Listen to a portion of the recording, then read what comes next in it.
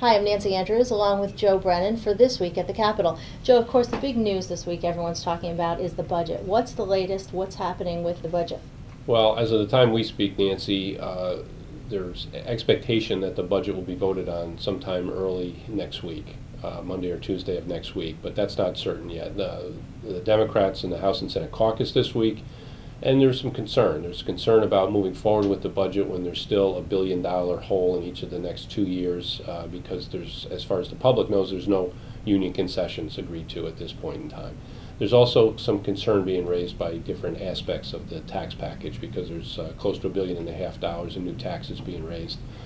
So legislators are asking a lot of questions. Leadership's been meeting with the governor's office to figure out what the plan is going forward, but those seem to be the two biggest concerns: the size of the tax package as well as some of the particular things in that tax package and the lack of any union concessions at this point. And what's the most problematic issue for small businesses? Well, the change that came out of the Finance Committee really impacted the personal income tax dramatically, and most small businesses in Connecticut pay the tax on their business income through the personal income tax. And the top rate is proposed to go to 6.7%, and that was supposed to be originally on incomes over $1 million. That's been brought all the way down to $500,000.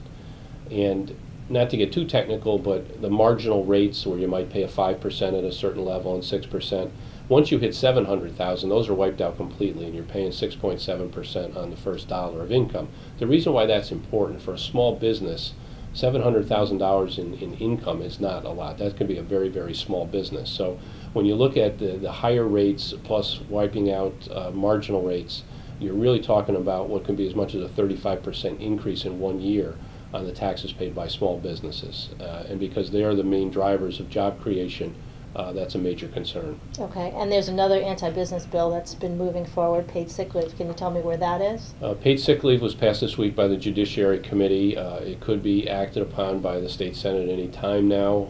It's a big frustration for a lot of employers because legislators ran last fall saying that there was all about jobs creation and getting our economy going, and being the first state in the country to pass this new mandate on businesses, which dictate exactly how they have to provide benefits to their employees, is something that clearly is not in the direction of job creation. Okay, and it's a long session, so there's still plenty of time for businesses to contact their legislators. We're going into about a little over a month to go in the session, but this is when everything happens, when all the votes happen in the House and Senate, and it's absolutely critical that legislators hear from their constituents, particularly in our case their business constituents.